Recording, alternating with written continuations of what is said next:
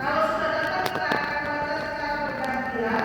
Matius pasal yang pertama ayat 18 sampai 25 tentang kewajiban Yesus Kristus. Ini tema teks yang diberikan oleh anak gereja Metode Indonesia di akhir yang keempat ini, yaitu pelayanan tentang Yesus Kristus. Saya baca ke 18, jemaat 19, demikian seterusnya. Ayat 25 kita baca bersama ini. Kelahiran Yesus Kristus adalah seperti berikut. Pada waktu Maria ibunya bertunangan dengan Yusuf, ternyata ia mengandung dari Roh Kudus sebelum mereka hidup sebagai suami istri. Karena Yusuf suaminya seorang yang tulus hati dan tidak mau mencemarkan nama istrinya di muka umum, ia bermaksud menceraikannya dengan diam-diam. Tetapi ketika ia mempertimbangkan maksud itu, malaikat Tuhan nampak kepadanya dalam mimpi dan berkata, Yusuf anak Daud, janganlah engkau takut mengambil Maria sebagai istrimu, sebab anak yang di dalam kandungannya adalah dari Roh Kudus. Ia akan melahirkan anak laki-laki, dan kau akan menamakan dia Yesus, karena dialah yang akan menyelamatkan umatnya dari dosa mereka. Hal itu terjadi supaya genaplah yang difirmankan Tuhan oleh Nabi. Sesungguhnya anak darah itu akan mengandung dan melahirkan seorang anak laki-laki, dan mereka akan menamakan dia Immanuel.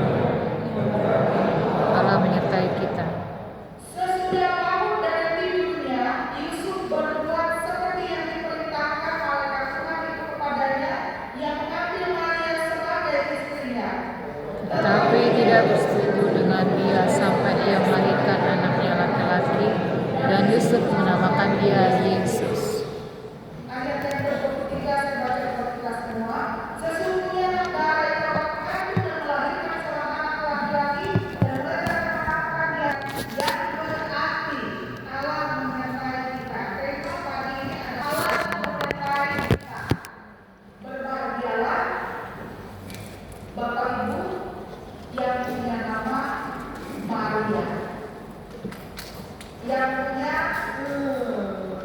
mertua namanya Maria, yang punya menantu namanya Maria, yang punya cucu namanya Maria, yang punya calon pasangan hidup namanya Maria. Entah di depan, entah di belakang ada nama Maria. Berbahagialah. Amin. Di atas semuanya itu berbahagia setiap orang yang percaya kepada Tuhan yang punya nama bukan Maria, Immanuel, yang berarti Allah menyertai kita. Bapak Ibu, satu hal yang pasti di dunia ini adalah ketidakpastian. Hal yang pasti tidak akan berubah adalah perubahan. Itu filosofi hidup yang bisa kita dapat dari para filsuf, buah pemikiran para filsuf, dan juga para fisikawan teoretis pemikir-pemikir. Satu-satunya yang tidak berubah di dunia ini adalah perubahan. Segala sesuatu serba berubah, segala sesuatu serba tidak pasti. Yang pasti cuma satu, yaitu ketidakpastian itu sendiri. Tapi saya percaya Bapak Ibu bahwa sejarah dunia selalu lebih kecil daripada sejarah keselamatan. Amin. Sejarah keselamatan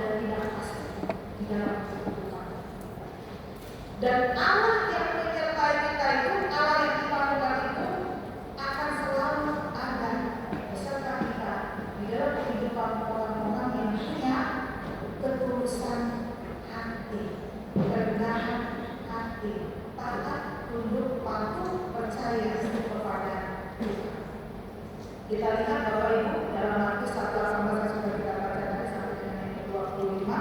Pada waktu Maria bertunangan dengan Yusuf, kita lihat sekarang berikutnya. Pada waktu Maria bertunangan dengan Yusuf, maka Maria mengandung dari Yesus.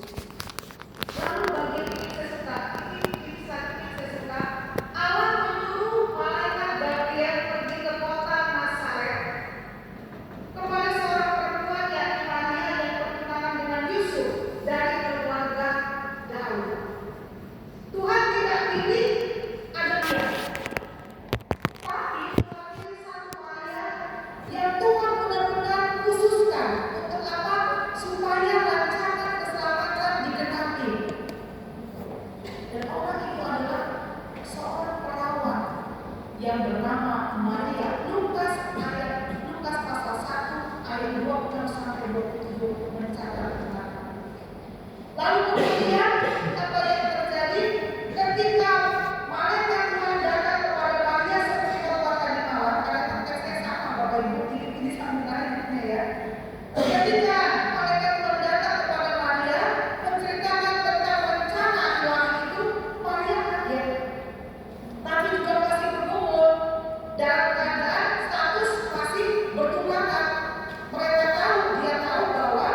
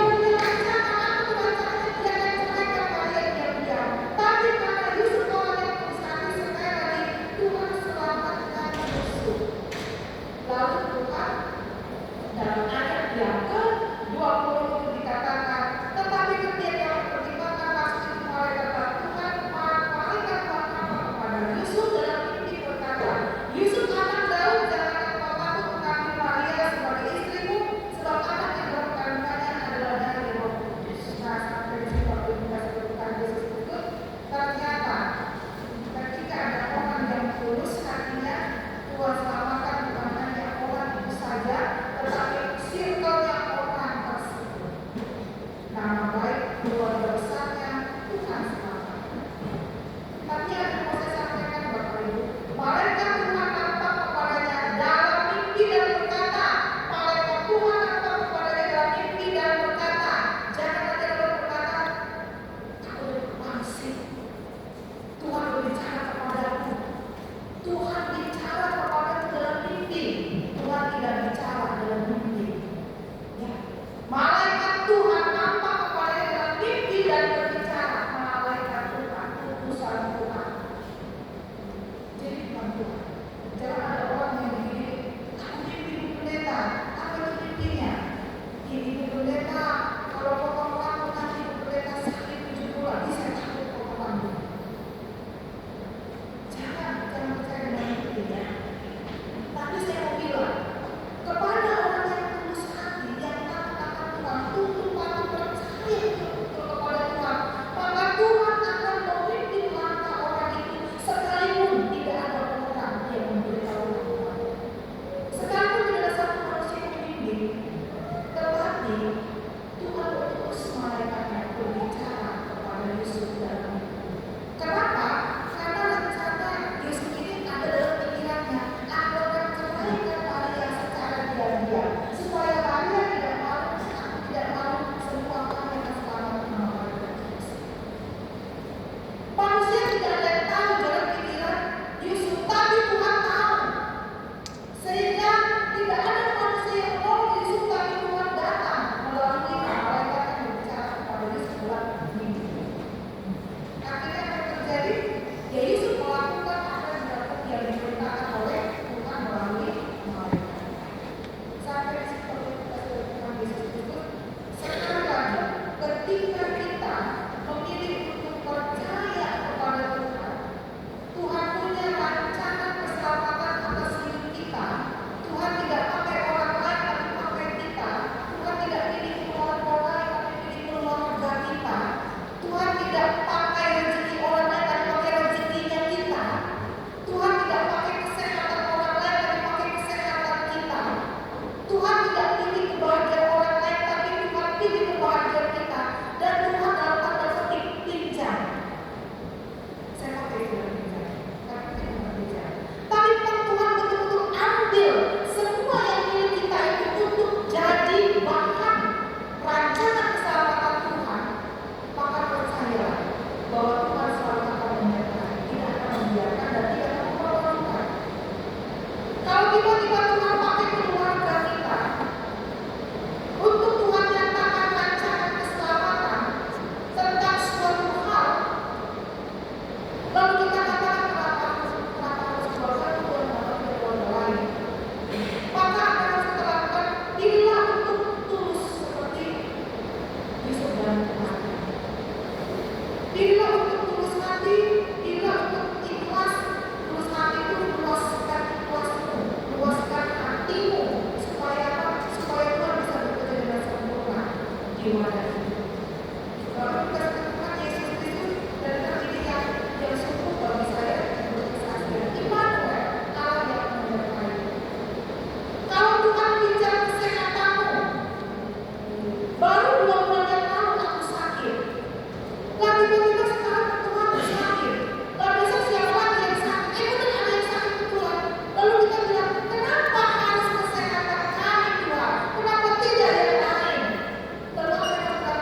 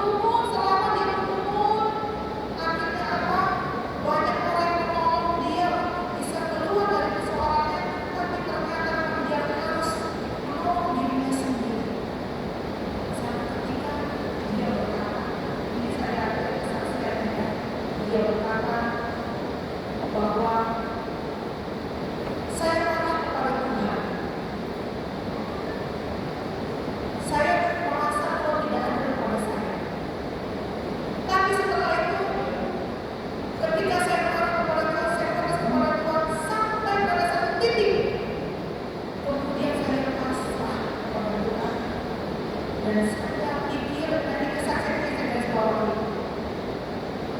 bagaimana mungkin saya melawan yang maha kuasa? Itu terlihat sederhana, tapi bagi saya itu sangat memberkati. Itu yang pertama.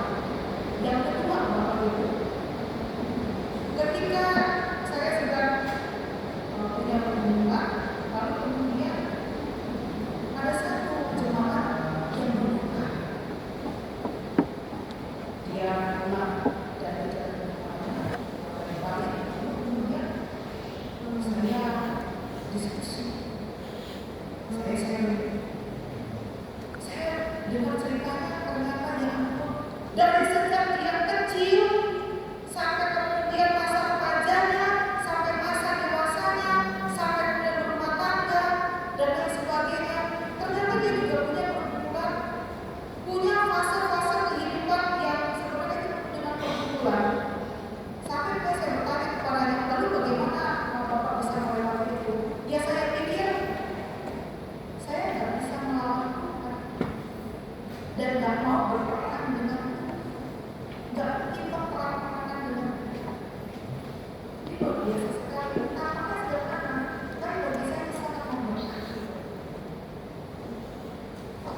Apa yang mau saya sampaikan di sini adalah Allah yang menyertai kita adalah Allah yang selalu bersama dengan kita, selalu ada di hidup kita. Dan kita tidak melawan dia, bukan karena kita tidak punya kesanggupan melawan dia. Betul, kita tidak punya kesanggupan untuk melawan dia, tapi kita lebih kepada percaya kepada dia bahwa ia yang akan menolong kita melawan yang maha kuasa, sebab dia yang punya kuasa. Untuk apa perang-perangan, untuk apa bertengkar, untuk apa protes-protesan dengan Tuhan? Oh, dia yang punya kuasa. Dan Allah itu adalah Allah yang Immanuel, Allah yang menyertai. Menyertai artinya bersama-sama, menyertai artinya mengiringi. Bapak Ibu, penutup sebelum saya menerima ini sudah selesai. Bapak Ibu, saya mau ajar. Kita kan sudah dari malam kita ini lagi juga ujian kita terus hari ini kita ngobrol diskusi seperti dalam ada bulan kita akan ujian. Saya undang Ibu Farida Sembara untuk menemani saya. Saya akan turun ke bawah nanti, ya, saya akan turun ke bawah. Lalu kemudian Ibu Farida akan menemani saya.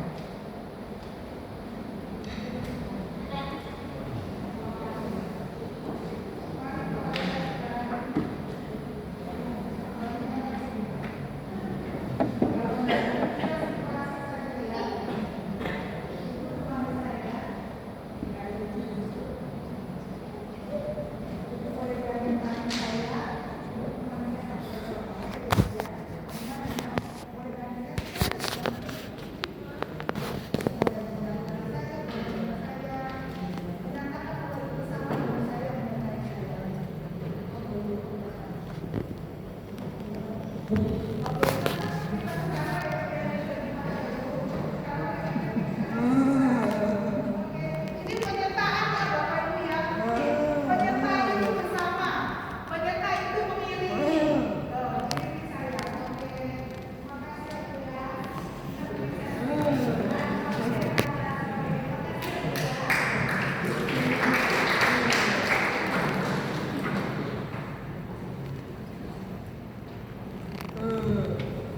Nah, itu menyertai. Menyertai itu bersama-sama. Menyertai itu mengiringi. Terima kasih Bu Farida, saya disertai diiringi jalan. Saya coba lihat dari langkah kakinya ya. Dia sudah ngomongin langkah kakinya kecil-kecil tadi, cicit-cicit-cicit nah gitu, cepat. Lalu kemudian setelah itu ditemani sampai dari sana sampai di sini, dikit-dikit kita berpisah. Kita baru bisa naik ke atas. Setelah kami berpisah, beliau duduk saya naik ke atas. Apakah saya masih diiringi? Tidak lagi.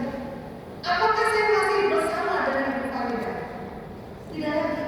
Apakah saya masih disertai oleh Ibu Farida? Tidak lagi. Kenapa? Beliau sudah selesai misinya, sudah duduk ke tempat duduk. Saya harus naik sendiri.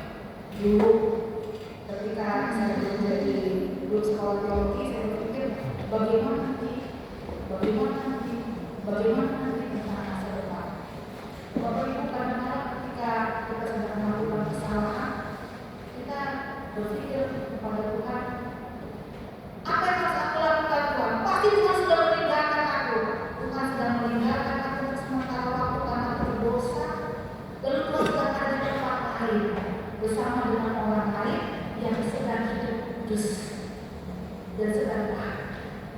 Atau bagaimana dengan aku? Aku sedang sakit, tidak ada orang yang tahu, cuma aku saja. Dan Tuhan sedang bersama dengan orang sehat. Atau bagaimana dengan keadaanku? Aku sedang dalam kegagalan, dan Tuhan sedang ada bersama dengan orang-orang yang sedang tertawa. Tetapi tidak, Tuhan itu adalah Allah yang iman, Allah yang menyertai kita yang iman. Secara kasat mata kita tidak dekat, tetapi Dia selalu hadir di dalam hidup kita dan menolong kita. Sepanjang kita punya ketulusan hati, tunduk taat, patuh seperti Yusuf dan Maria, walaupun panik datang, walaupun takut datang, walaupun ketidakpastian kita lihat di depan mata kita, tetapi Allah kita adalah Allah yang pasti menyertai kita. Janjinya terbukti dan benar.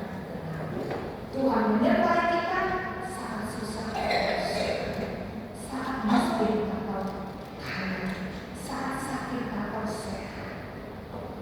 Di tahun 2025 atau di tahun 2025, Tuhan akan menyertai kita karena Dia adalah Tuhan. Amin. Tuhan di surga, terima kasih untuk pagi hari ini. Dalam masa Advent keempat yang terakhir ini di tahun 2025 ini, terima kasih untuk pesan firman Tuhan. Engkau Allah yang selalu hadir, menyatakan pertolongan, menyatakan kehadiran dan keberadaan, walau secara tak kasat mata ya Tuhan. Kepada setiap orang-orang yang memelihara ketulusan hati, terima kasih Tuhan.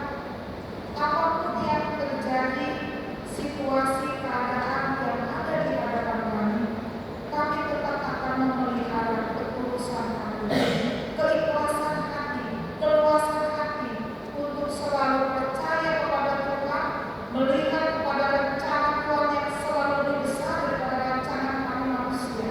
Tuhan, Engkau memberkati kami, sebab Engkau Allah yang Immanuel, menyertai kami di setiap musim kehidupan kami.